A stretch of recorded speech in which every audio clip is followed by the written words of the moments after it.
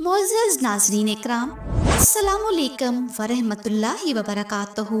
ये एक अजीम नबी की कहानी है जो जुल्म के अंधेरों में रोशनी की उम्मीद बनकर आई। आइए सुनते हैं हजरत मूसा अलैहिस्सलाम के बचपन की ईमान अफरोज दास्तान। अल्लाह ताला की कुदरत देखिए कि जिस शख्स से फिरौन को खतरा था वही उसके घर में आकर पलने लगा। तो वीडियो स्टार्ट करने से पहले मेरी आप सबसे रिक्वेस्ट है कि अगर आप हमारे चैनल पर न्यू हैं और आपको हमारी ये दास्तान पसंद आए तो हमारे चैनल को सब्सक्राइब करके बेल आइकन को प्रेस कर लीजिए ताकि ऐसे वाक़यात आपको रोजाना मिल सके।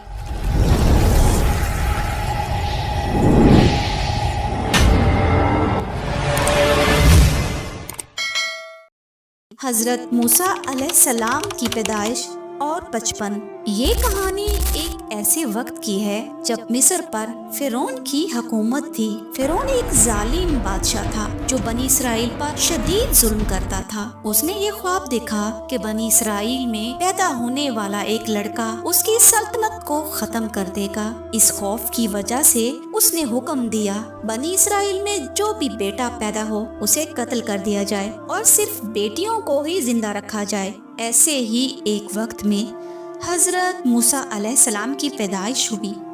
उनकी वालदा को खदशा था कि अगर फिरौन के सिपाहियों को मालूम हो गया तो वो उनके बेटे को कत्ल कर देंगे। अल्लाह ताला ने उनके दिल में डाला कि वो अपने बेटे को एक टोकरी में रखकर दरियाए नील में छोड़ दें। अल्लाह ने वादा किया था कि वो उनके बेटे की हिफाजत करेगा और उसे बड़ा मुकाम अता करेगा। जब टोकरी दरिया में बहती हुई फिरौन के महल के करीब पहुंची तो फिरौन की बीवी हजरत आसिया अलैहिस्सलाम इसे देखकर उठा लिया। वो बेऔलाद थी। जैसे ही उन्होंने नन्हे मूसा अलैहिस्सलाम को देखा तो उनके दिल में मोहब्बत भर गई। उन्होंने फिरौन से कहा, इस बच्ची को कत्ल ना करिए बल्कि इसको अपना बेटा बना लेते हैं। अल्लाह की कुदरत देखिए, जिस शख्स से फिरौन को खतरा था वही उसके घर में आकर पलने लगा। लेकिन एक मसला था, हजरत मूसा अलैहिस्सलाम भी दाया दूध पिलाने वाली किसी भी औरत का दूध नहीं पी रहे थे। फिरौन के महल में बेशुमार औरतों को बुलाया गया लेकिन हजरत मूसा अलैहिस्सलाम ने किसी का दूध नहीं पिया। इधर उनकी वालदा बेटे की जुदाई में बेचैन थी।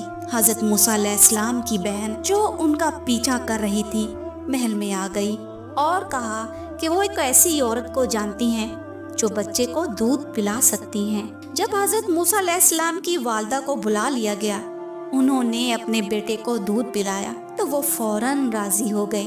ये अल्लाह की शान थी कि हजरत मूसा अलैहिस्सलाम दोबारा अपनी वालदा की गोद में आ गए और फिरौन के महल में ही पलने लगे। यहाँ से हजरत मूसा अलैहिस्सलाम की जिंदगी का वो सफर शुरू हुआ जिसमें अल्लाह ने उन्हें एक अजीम नबी बनाया और बनी इसराइल की रहनुमाई के लिए मुंतखब कर लिया।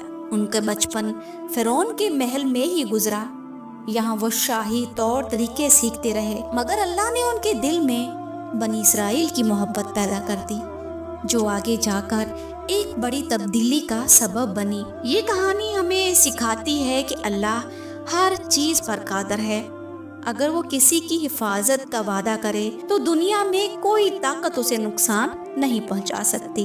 ये कहानी हमें सिखाती है कि अल्लाह हर चीज पर कादर है। अगर वो किसी की हिफाजत का वादा करे तो दुनिया की कोई ताकत उसे नुकसान नहीं पहुंचा सकती। हजरत मूसा अलैहिस्सलाम की जिंदगी के तमाम वाक़यात के पार्ट्स और वीडियो देखने के लिए हमारे चैनल को सब्सक्राइब करके बेल आइकन को प्रेस कर लीजिए ताकि आप तमाम वीडियोस आसानी देख सकें। जज़ाकल्लाह।